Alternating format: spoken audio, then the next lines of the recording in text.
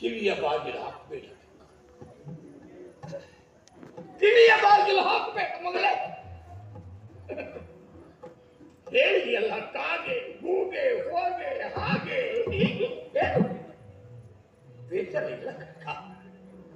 ಮಗಳು ಅಂತ ನಾನು ನಿನ್ನ ಒಪ್ಪಿಕೊಂಡವಳು. ಆದರೆ ನೀನು ಹೇಳಿದ ಮಾತೇನು? ಮಕ್ಕಳು ನಾಲ್ವರೊಳಗೆ ಎಮ್ಮಳು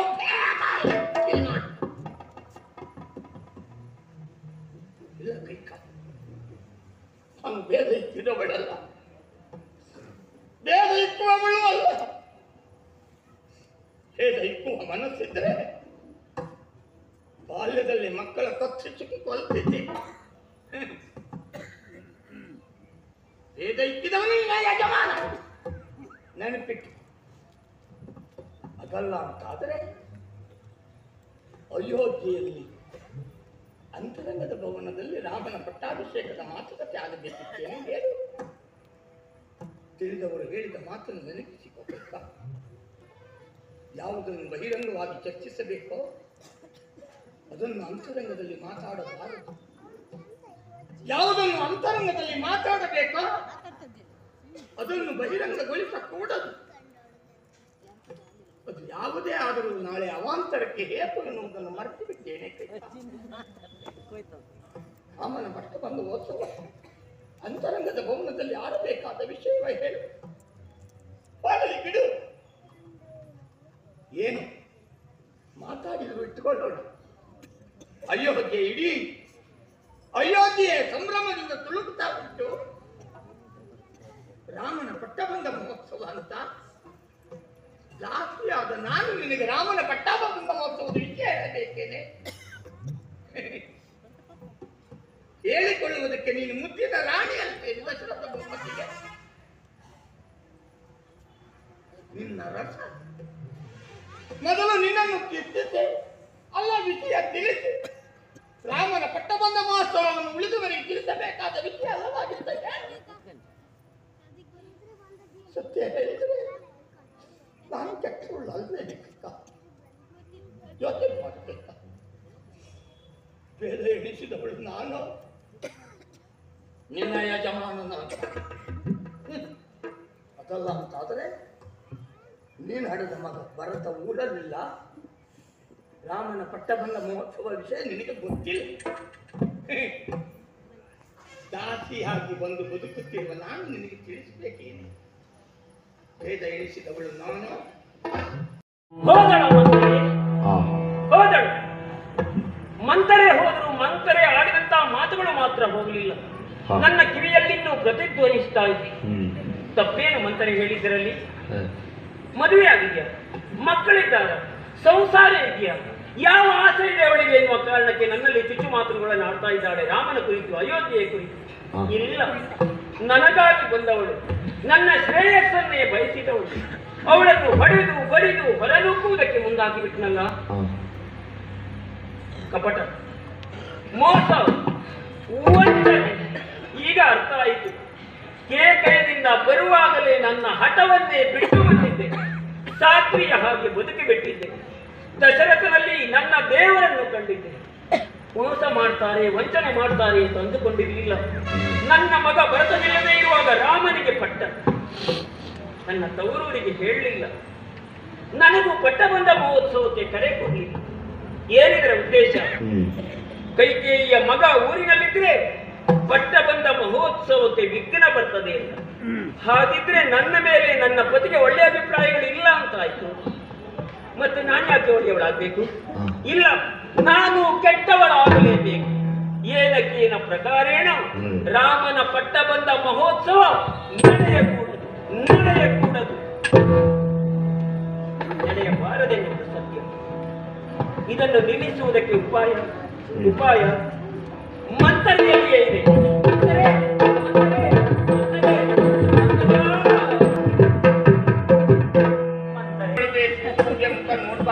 ಕಾಗೆ ಅಲ್ಲ ನೀನು, ನಾಯಿ ಅಲ್ಲ, ನನ್ನ ತಾಯಿ. ಆಯ್ತಾ?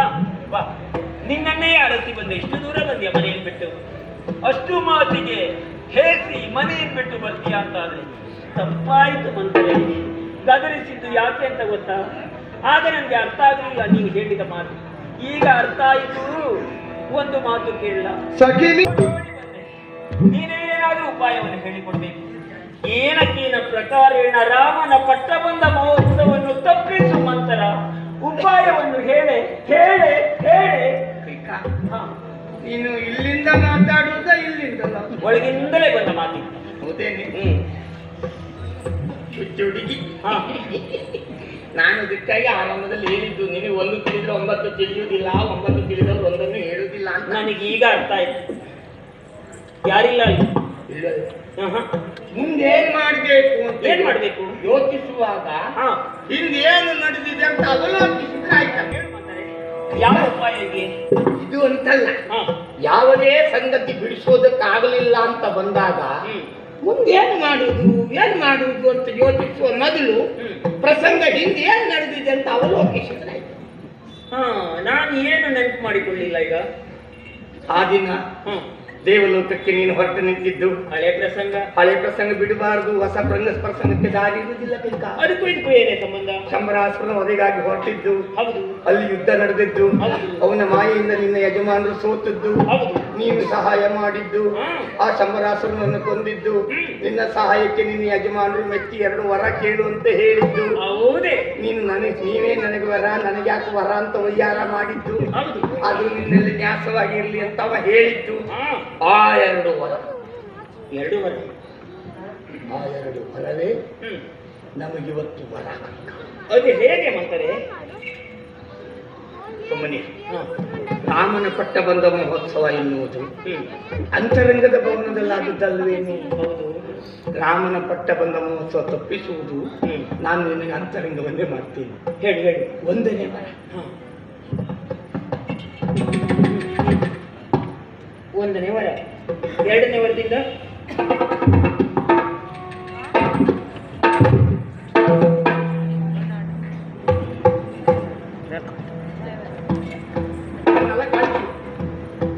ಈ ಸೀರೆ ಬೇಡ, ಕಪ್ಪು ಸೀರೆ ಉಂಟು, ಕೋಣೆ ಸೀರೆ ಅದೇ ಮುದುಕ.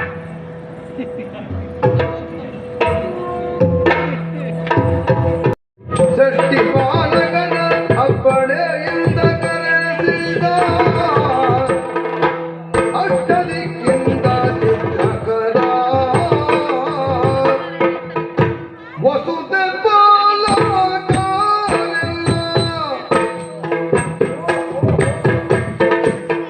ವಸುದೆ ಪಾಲಕರೆಲ್ಲ ತೆರಳಿ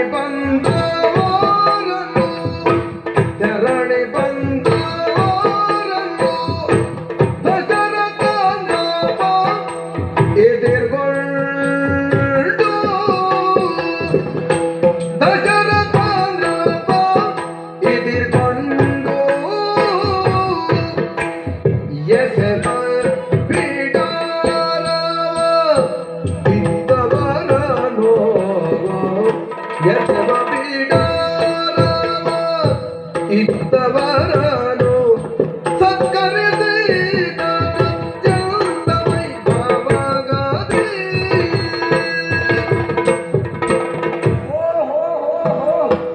ನಮ್ಮ ಆಮಂತ್ರಣಕ್ಕೆ ಹೋಗೊಟ್ಟು ಬೆಲೆಗೊಟ್ಟು ವಸುಧೆ ಪಾಲಕರಲ್ಲ, ತುರಗಾರೋಹಿಗಳಾಗಿ, ರಥಾರೋಹಿಗಳಾಗಿ, ಗಜಾರೋಹಿಗಳಾಗಿ ತಂಡವಾಗಿ ಅಯೋಧ್ಯೆಗೆ ಬಂದಿದ್ದಾರೆ. ಎಲ್ಲವರನ್ನು ಸ್ವಾಗತಿಸಿದ್ದಾಯಿತು, ಸತ್ಕರಿಸಿದ್ದಾಯಿತು. ನೋಡಿದ್ರ ನಮ್ಮ ಅಯೋಧ್ಯೆಯನ್ನು ವಸುದಹಿಕ್ಕಿದಳು,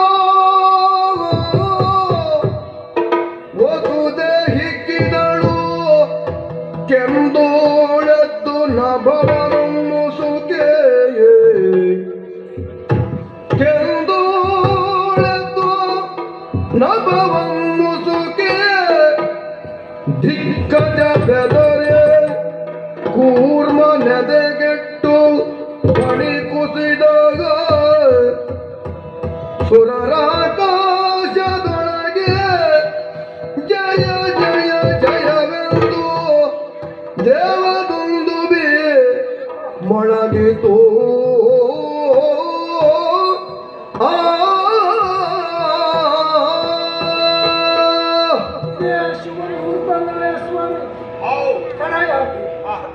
ರಾಮನನ್ನು ಶೃಂಗರಿಸಿದನು. ಪನ್ನೀರ ರಾಮನಿಗೆ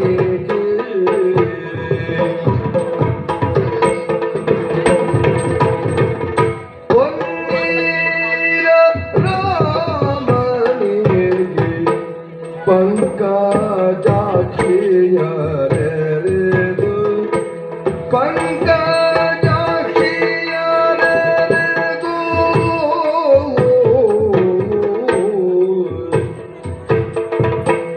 ಚಿನ್ನಗಳ ತೊಡಿಸಿದರು ಚಿನುಮಯಾತ್ಮಕಗೆ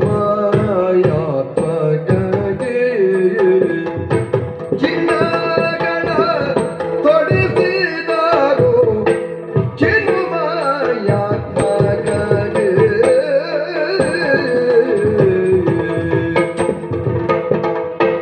ಅಗರು ಚಂದನ ಗಂಧ ಕಸ್ತೂರಿ ಲೇಪನವ ಅಗರು ಚಂದನ ಗಂಧ ಕಸ್ತೂರಿ ಲೇಪನವ ಸೊಗಸಾಗಿ ರಚಿಸಿದರು ಶೃಂಗಾರದಿಂದಾಗ ಸೊಗಸಾಗಿ ರಚಿಸಿದರು ಶೃಂಗಾರದಿಂದ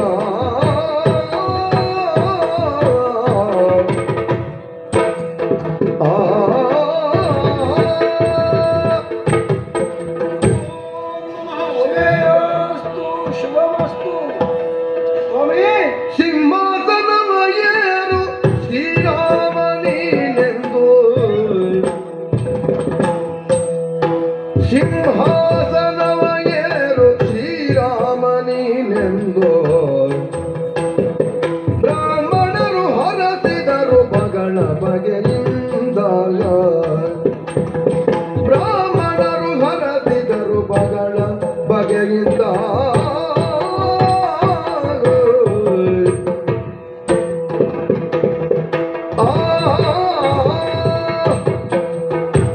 ರಾಮಚಂದ್ರ ಬ್ರಾಹ್ಮಣೋತ್ತಮರು ಹರಿಸ್ತಾ ಇದ್ದಾರೆ. ಪ್ರಜಾವರ್ಗದವರೆಲ್ಲರೂ ಕಾಯ್ತಾ ಇದ್ದಾರೆ. ಇದೇ ಶುಭ ಸಂದರ್ಭ. ಸಿಂಹಾಸನವನ್ನ ಏರು. ಜನಕ ಜನನಿಯರಿಂಗೆ ರಾಘವ ಜನಕ ಜನನಿಯರಿಂಗೆ ರಾಘವ ಘನ ತರದಿ ಕೈ ಮುಗಿದು ಘನ ತರದಿ ಕೈ ಮುಗಿದು ತಮ್ಮಯ ಮನೆಯ ದೈವವ ಬೇಡಿ ತಮ್ಮಯ ಮನೆಯ ದೈವವ ಬೇಡಿ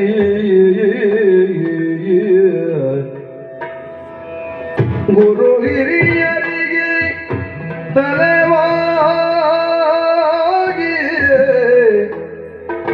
ಗುರು ಹಿರಿಯರಿಗೆ ತಲೆವಾಗಿ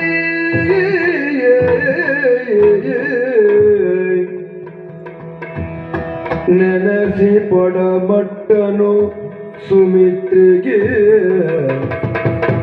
ನೆನೆಸಿ ಪಡಮಟ್ಟನು ಸುಮಿತ್ರೆಗೆ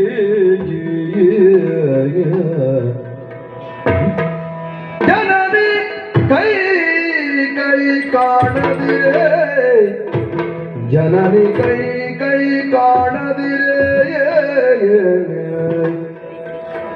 ಲಕ್ಷ್ಮಣನ ಕಾಣುತ್ತ ಲಕ್ಷ್ಮಣನ ಕಾಣುತ್ತ ತಂದೆ ದಶರಥರಾಯಗಿಂತೆಂದ ತಂದೆ ದಶರಥರಾಯಗಿಂತೆಂದ ಜನಕ ಕಿರುಜನನಿಯಗ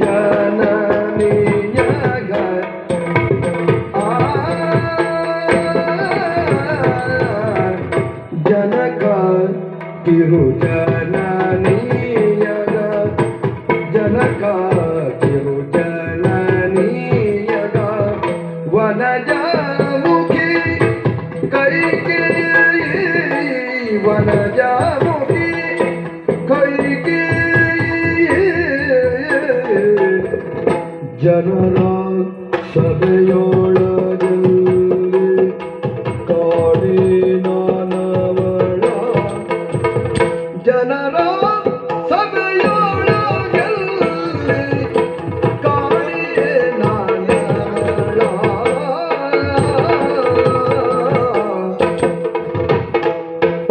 ಏಕೆ ಭರತನ ಮಾತೆ ಈ ಕಡೆಗೆ ಬರಲಿಲ್ಲ ಏಕೆ ಭರತನ ಮಾತೆ ಈ ಕಡೆಗೆ ಬರಲಿಲ್ಲ ಈ ಕಡೆಗೆ ಬರಲಿಲ್ಲ ನೀ ಕರೆದು ತಾರನುಜ ಲಕ್ಷ್ಮಣನೇ ವೀರ ನೀ ಕರೆದು ತಾರನುಜ ಲಕ್ಷ್ಮಣನೇ ವೀರ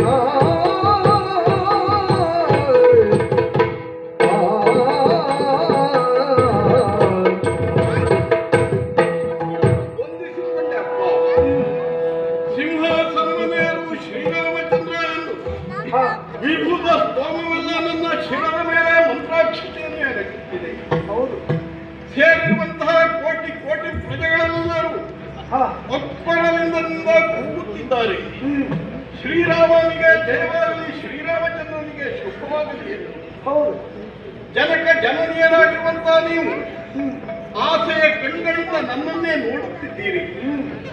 ಹೌದಪ್ಪ, ನಿಮ್ಮ ಮಗನಾಗಿ ಈ ಅಯೋಧ್ಯ ನಗರದ ಸಿಂಹಾಸನವನ್ನು ಏರಬೇಕಾದದ್ದು ನನಗೆ ಕರ್ತವ್ಯ ಎಂಬ ನೆಲೆಯಲ್ಲಿ ಪ್ರಥಮವಾಗಿ ಪಡೆದ ಮಾತಾಪಿತೃಗಳಾದ ತಮ್ಮ ಚರಣಾರವಿಂದಗಳಿಗೆ ವಂದಿಸಿದೆ, ಗುರುಗಳಿಗೆ ವಂದಿಸಿದೆ, ಹಿರಿಯವರಿಗೆ ವಂದಿಸಿದೆ. ಸಭೆಯಲ್ಲಿರುವಂತಹ ಗುರು ಹಿರಿಯರನ್ನು ಗುರುತಿಸಿ ಪ್ರತ್ಯೇಕವಾಗಿ ನಮಸ್ಕಾರವನ್ನು ಮಾಡಿ ಅವರಿಂದ ಶುಭ ಆಶೀರ್ವಾದವನ್ನು ನಾನು ಪಡೆದೆ.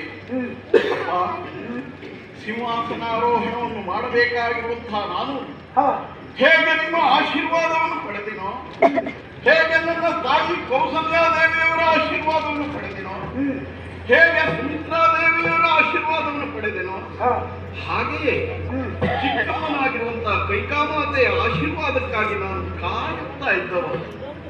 ಅವರ ಆಶೀರ್ವಾದವನ್ನು ಪಡೆಯಬೇಕು ಎಂದು ಅವರು ಕುಳಿತುಕೊಂಡು ಇರಲೇಬೇಕಾಗಿರುವಂತಹ ಸ್ಥಳದತ್ತ ನಾನು ದೃಷ್ಟಿಯನ್ನು ಹಾಯಿಸಿದರೆ ಆ ಸ್ಥಳದಲ್ಲಿ ಕೈಕಾಮಾತೆ ಇಲ್ಲ ಅಪ್ಪ.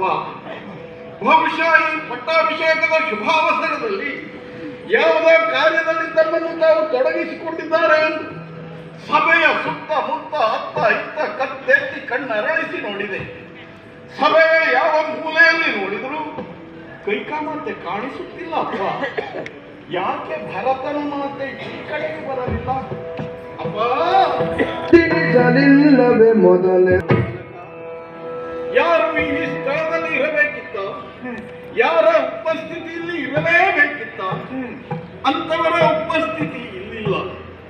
ಭರತನ ಮಾತೆ ಕೈಕಾದೇವಿ ನಮ್ಮ ಚಿಕ್ಕಮ್ಮ ಈ ಕಡೆಗೆ ಬರಲಿಲ್ಲ.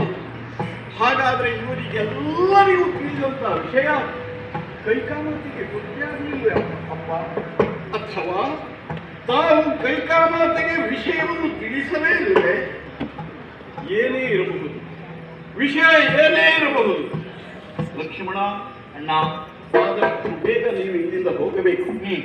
ಕೈಕಾಮಾತೆ ಎಲ್ಲಿದ್ದಾರೆ ಎನ್ನುವುದನ್ನು ತಿಳಿಯುವುದರ ಮೂಲಕ ಅಲ್ಲಿಗೆ ಹೋಗಿ ಅವರನ್ನು ಕಂಡು ಪ್ರಥಮವಾಗಿ ಶ್ರೀರಾಮಚಂದ್ರನ ಸಾವಿರ ಸಾವಿರ ನಮಸ್ಕಾರವನ್ನು ನಿಮಗೆ ತಿಳಿಸಿದ್ದಾನೆ ಎಂದು ಕೈಕಾಮಾತೆಗೆ ಹೇಳು. ತಮ್ಮ ಕೈಕಾಮಾತೆಯವರ ಗೌರವಕ್ಕೆ ಎಳ್ಳಿನಿತು ಚ್ಯುತಿ ಬಾರದ ರೀತಿಯಿಂದ ನೀವು ವ್ಯವಹರಿಸಬೇಕು. ಅವರು ಇಲ್ಲಿಗೆ ಯಾಕೆ ಬರಲಿಲ್ಲ ಎನ್ನುವುದನ್ನು ತಿಳಿಯುವುದರ ಮೂಲಕ ಬರಲೇಬೇಕು ಎನ್ನುವುದನ್ನು ತಿಳಿಸಿ ಆದಷ್ಟು ಬೇಗ ಅವರನ್ನು ಕರ್ಕೊಂಡು ಬರ್ತೀಯ ಲಕ್ಷ್ಮಣ. ನಿನ್ನ ಆಜ್ಞೆಯಂತೆ